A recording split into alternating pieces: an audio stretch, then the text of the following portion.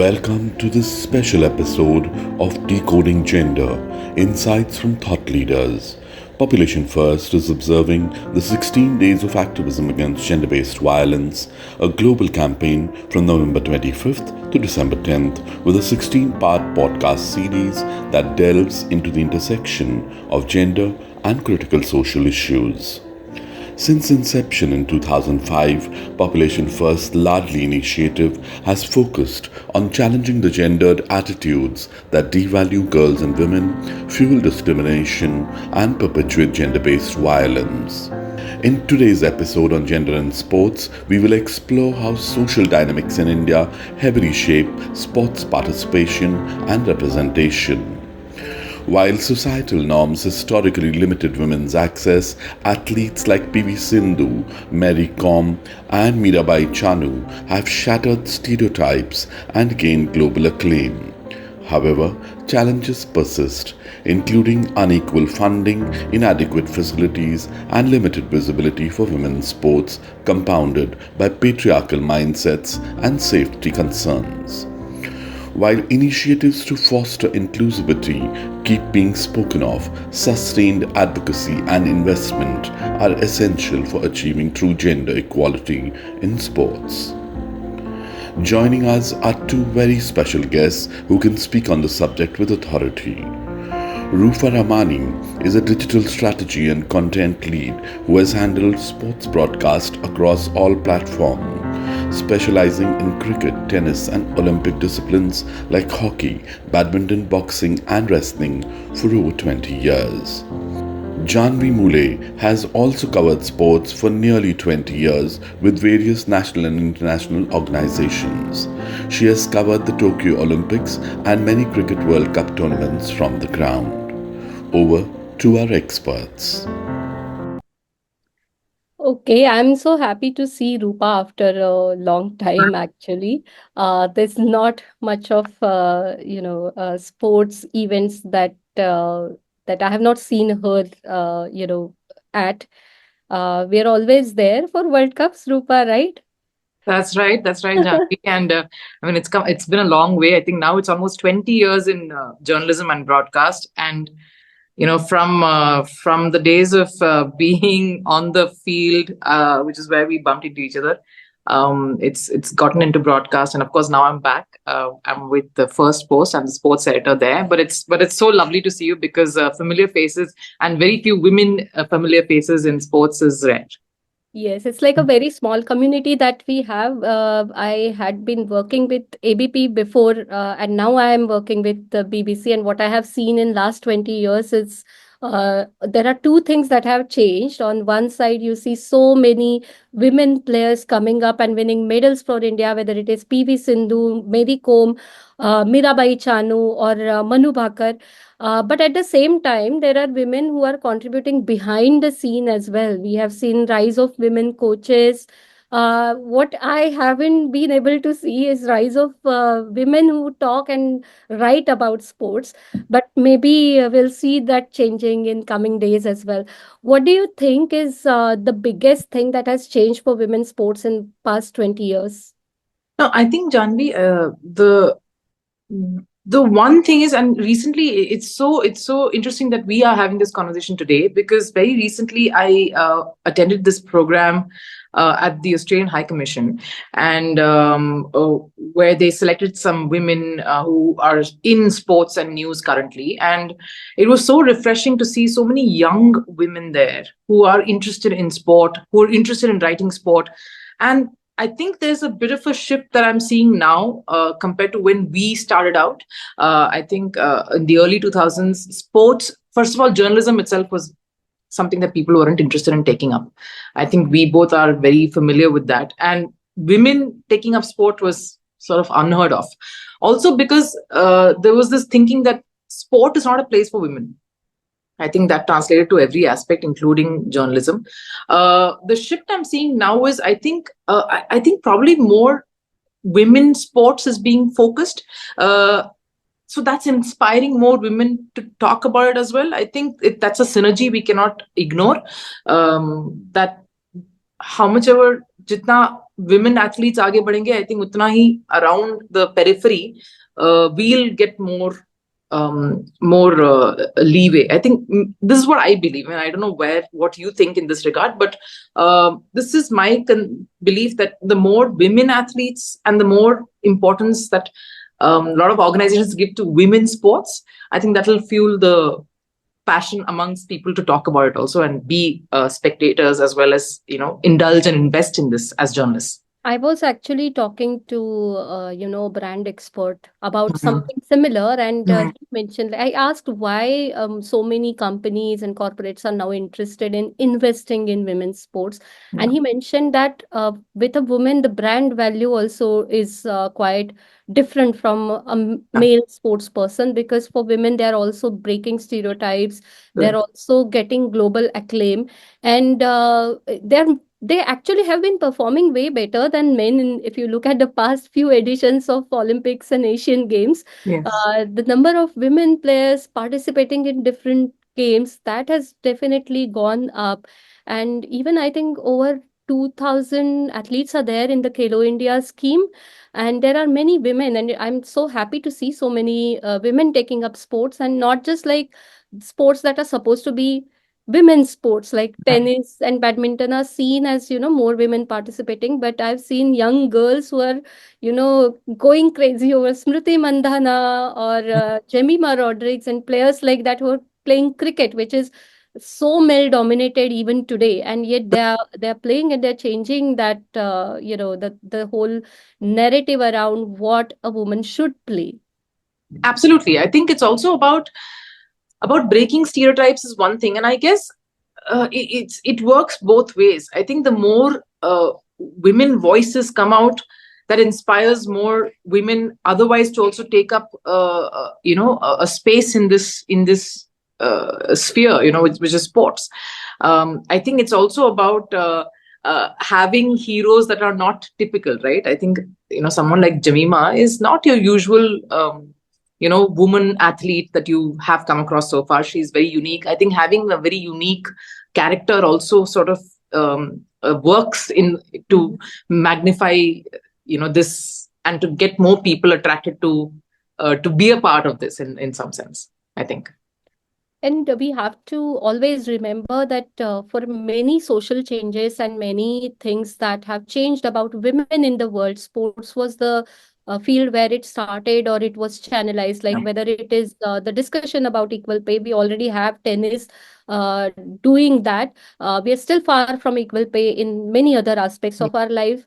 But then people didn't used to talk about periods or matrimony or all other things that are associated with Yeah. a woman's life in a stereotypical way. The questions were never raised as prominently as in sports, because even in sports we didn't have discussion about what women do when they are on periods and how they go about it. But as sportswomen started discussing that more and more, I think it became normal to talk about these issues. It became normal to recognize them as something that is important and something that we need to work on. And I think that is a big contribution that women's sports have been, making uh, to the community of women across the world in general as well. No, you're right, Janvi. In fact, very interesting. I came across this one video that I think someone sent across to me where it said, what if? What if men had menstruation or to deal with menstruation? How would that be? Then how would it be? If men were having periods, then how would this have been treated, or how would this have been played out in society? It would have been worn as a badge of honor, that during menstruation men can do this, can do that. It's a symbol of power, it's a symbol of having something that the other gender doesn't. And it got me thinking, it's so true. I think a lot of the reason why this works, I mean, we as women, I think we downplay a lot of things that we do. We downplay our achievements, we downplay our sense of abilities, we downplay certain things that we have, and we because we think it weakens us. And that's, I think, something that we need to also change. I think that also comes in women doing well across every profession, and we're speaking about, of course, women in sport. I think the more we own up and the more we express and embrace our strengths and talk more about it, and like you mentioned, normalize things and see it as something of a power and a strength. I think that's when that's how we will grow more as well. Right. I don't think we celebrate our small victories or celebrate our strengths and our achievements as much as we should. I think that is one thing that I've learned from sportswomen, because you remember that famous quote from Venus Williams where she said that you're champion for a moment, you're defending champion from the next moment. And that is something that, that is true to women's movement as well across any field it is. Uh, but one thing that we always have to consider when we're talking about sports and gender is that it is one of the most unique field, because in sports you actually categorize players based on their genders, and that has also created a lot of controversies in the past. And whether it is allowing people who do not conform to any of these two traditional genders, what to do with them, how they should be made to feel equal. This is something very new, and I think sports is still learning how to deal with that.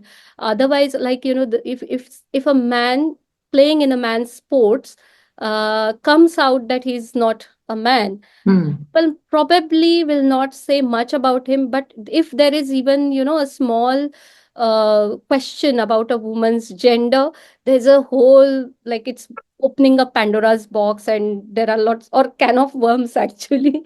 So there is a lot of criticism that women face over their bodies, over what clothes they wear Absolutely. when they are in sports, as well as I think there is still not much of research that is being done on, especially when it comes to hormones and what roles they play. And there is still not enough research, and yet women, if you look at the whole debate about sports and gender, or whether a trans woman should be considered as a woman player, woman athlete, or a trans man should be allowed to play in the man, that's a very niche, very new thing. But people really will have to address this, and I think that they won't be able to do it unless and until they do more research on sports women, because that is where they will get all the data and possibly give us some answers. So in terms of science, and in terms of this categorization of genders in sports, I think that is a controversial issue. I just wanted to address that here because we are talking about women and gender as well. What are your thoughts on that? No, I think it's a very interesting point you brought there. So there are two things that you've sort of introduced, and I want to address both. One, of course, is the sort of conforming nature that women are forced to deal with. Ki if you're entering a particular field, or if you're any field, you have to be a certain way, you have to dress a certain way, you have to speak a certain way. I think that holds true everywhere, and more so here, because I think recently also, just before the Olympics, when I think was it USA, when the USA released its uniforms Yeah. for the Olympics, and there was so much scrutiny on the women's clothing, saying, why is it revealing so much? Now, there are two ways to look at it, of course. That was one point that you made. And the second was about, of course, the many genders that we are now being more we are familiarizing ourselves with. So I'll tackle the first thing. I think it's time, and I think the answer for what I'm saying is sort of going to combine both these points that you've brought out. I think we have to stop looking ourselves as women, men, like genderize it. I think it's about a person. I think that needs to come out stronger. View anyone as a human being, as a person first, and stop genderizing it.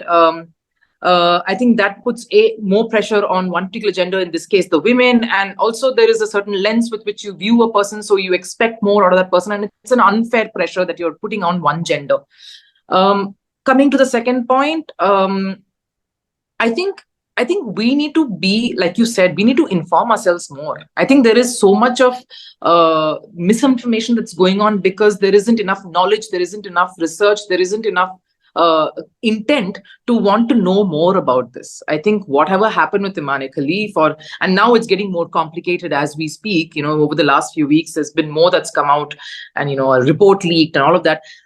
We don't know the truth unless we sort of delve into it deeper, and we need to figure out a lot of things ourselves before we start putting rules and start And also, let's be honest, there is a lot of reservation when it comes to identifying anything that we haven't been familiar with so far.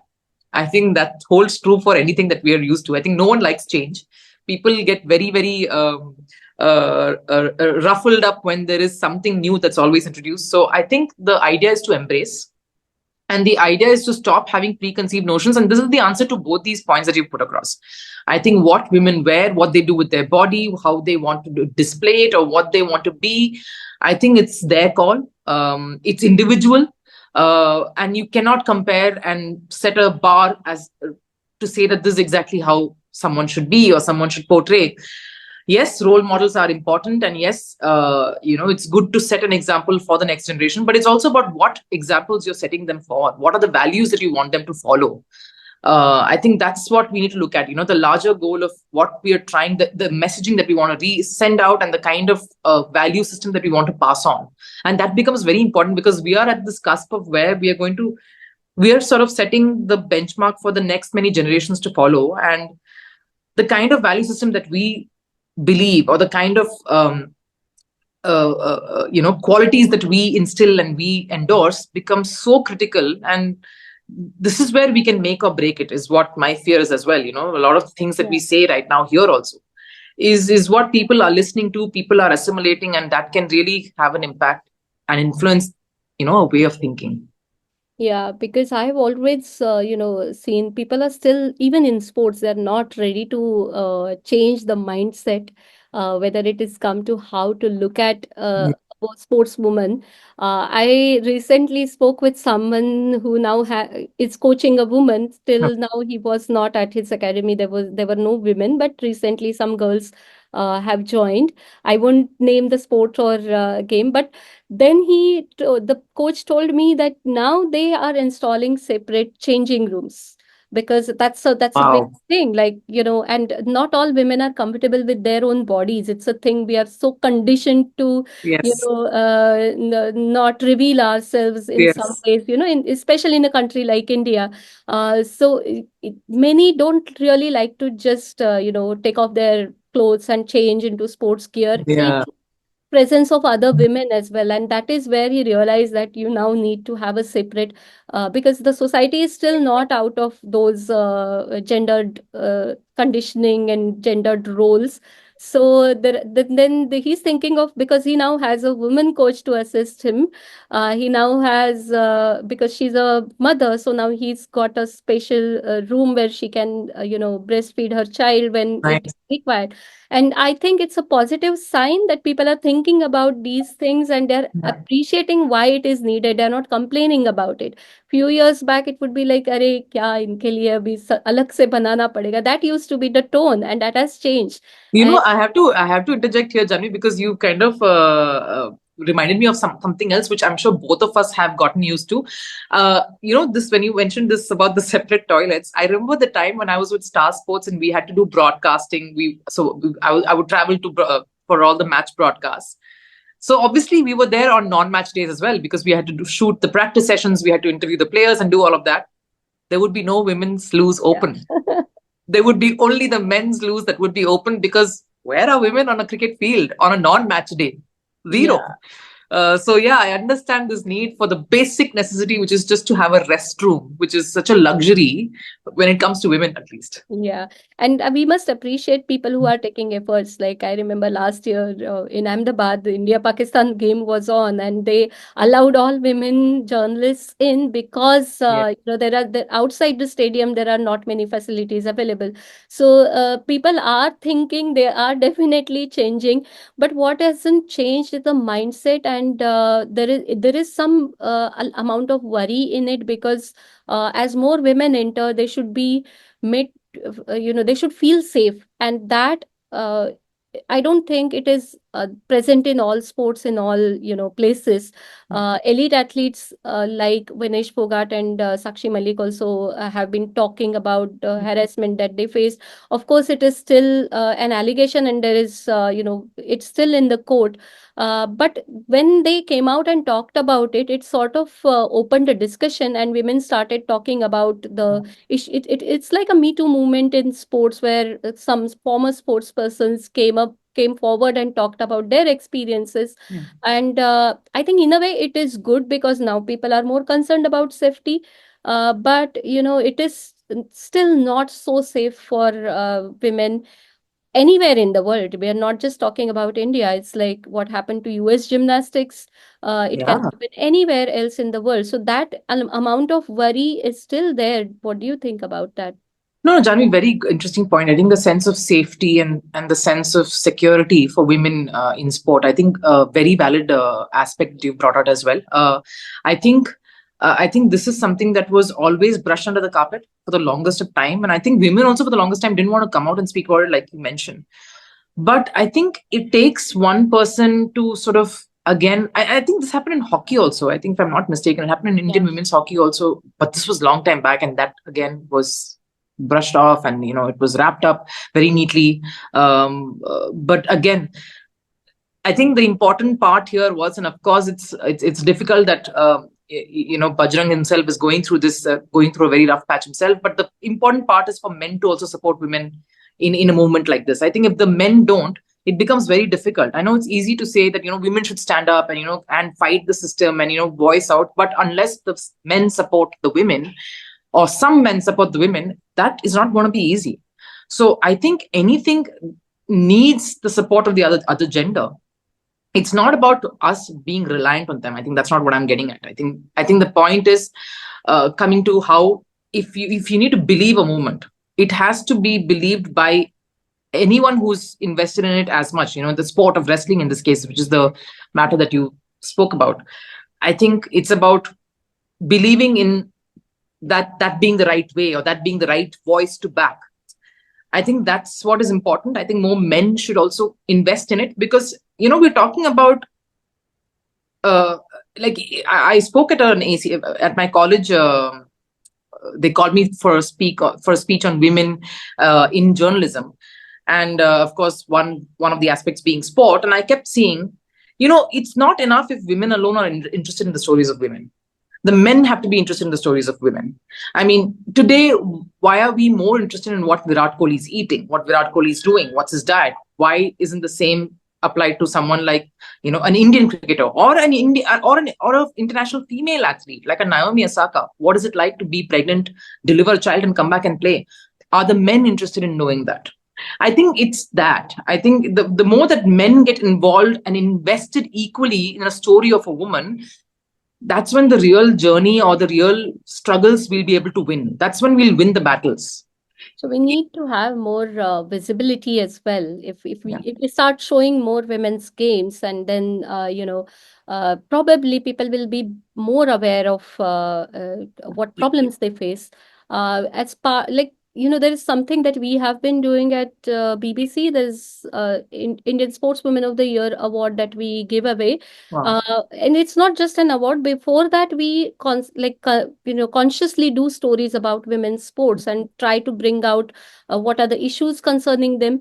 It is an enlightening experience for me as a journalist, because even though I had worked for 10 years before that as a journalist covering sports exclusively, Hmm. I was not able to tell women's stories like that.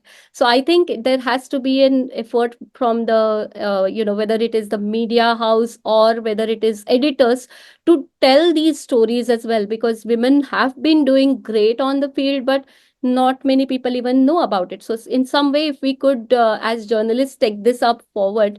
And there is another thing which I have to mention is about equal pay. We mentioned it, that it Yeah. was tennis that really started. Billie Jean King had played an important role in that, and tennis now offers equal pay.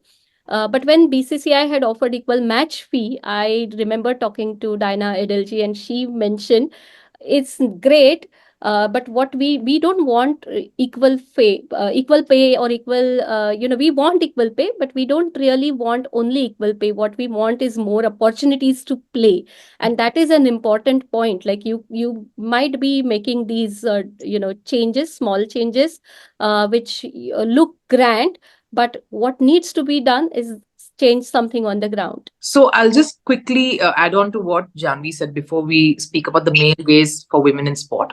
Um, it's I have to agree with you, Janvi, on the role that media organizations play, which is why I think this is one very good initiative that Network 18 does, and we started that last year, and I remember being a part of it this year as well, which is called the Shri Shakti, where we highlight the women in different fields, and of course sport is a very, very important aspect of that too. So I think I get where you're coming from. It's important for us also to build these heroes, to build these stories, and keep reiterating that, because the more we pay attention to this, is the more people actually start understanding what it takes to be a women athlete, what it takes to be a leader of women in sports.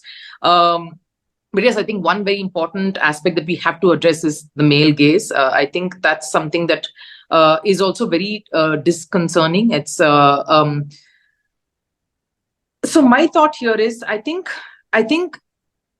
the more we try to talk about, I think the system is somewhere responsible for this. I think we always speak about, and I think that has to change. And I'm very, very unhappy to say that that's not changed yet, about how we say that, okay, let's avoid that male gaze. Let's do whatever it takes to avoid it. But there is nothing that says that that shouldn't be there in the first place. I think that's where it changes. And I don't, and I refuse to say that, the only solution to avoid that is to dress conservatively, to be a certain way. I think I'm of that opinion, because I think the problem is the male gaze, not what we should do to avoid the male gaze. What do you think about this particular? Yes, I personally believe if more and more women take up the jobs behind a scene in sports, Yeah. we will see that male gaze going away. Because when it is about, diving or swimming or gymnastics, people, I have seen people talking about the dress that the woman has been wearing, and they are talking about the performance of a man. If you look at the same sports, so that is something that will change if the commentator is not a man and it's a woman, or the camera angles that they use. Especially beach volleyball has faced it a lot, and some Yeah. women have said they are not going to wear that as a cloth, because what we need, if there is a woman behind camera, she will be aware that, okay, this is not what I need to show, this is not what I want to show. She's not comfortable with showing it, she will that will absolutely change the it's about actually putting more women who Right. can change the way we look at sports. Because it's quite natural, it's very difficult to avoid, it's easy to avoid male gaze or not talk about it. But what is difficult is to change the way men look at sports. And we can do that if we put more women, or if more women come up and take up this kind of job and be a part of sports. Only then I think we can actually find a solution to this, because then the conversation has to be, the narrative has to be driven by more women or men who are aware about the gender aspect of sports. If they are more sensitive towards it, then we can change this. And I think those kind of exercises also need to be there in sports, whether it is it's particularly for people working in media, Yeah. because they are the ones taking the message out, they are the ones taking story out. And the story should not be about a woman's it could be about a woman's body, about how strong she is, how nice she plays, how poetic she looks while she is moving across the court, or something like that, that we accept. In fact, that is what should be appreciated. But not how she looks and what she is wearing and how she's photographed. There definitely needs to be a big change that will drive that will do good for sports, I guess. Yeah, I mean, to sum it up, I think it's a constant battle. I don't think it'll be. I mean, I always get a little frustrated when I hear especially the men saying things are changing. That's not enough. That's not enough at all. So I'm not going to speak. I'm not going to speak poetry here and say, hey, things are looking up and everything is rosy, and we're two women here and who've kind of really, really done the hard yards and we've gotten to where we are. So I'm not going to paint a rosy picture. I want to say that there's so much more room, and there's so much more room for improvement, especially when it comes to women in sport, and how women are viewed in sport, whether it's associated with it, whether it's an athlete, whether it's someone who's working behind the scenes, whether it's someone who's a commentator, who's a presenter. I think there's so much more room for change. And I think it comes from the men. I think it's time we put a bit of onus on them to sort of get behind the other half of the society, and be more invested. I think the more we invested and emotionally that you are in the journey of your counterparts, I think you'll just grow yourself, and you'll take people along with you rather than just moving ahead yourself.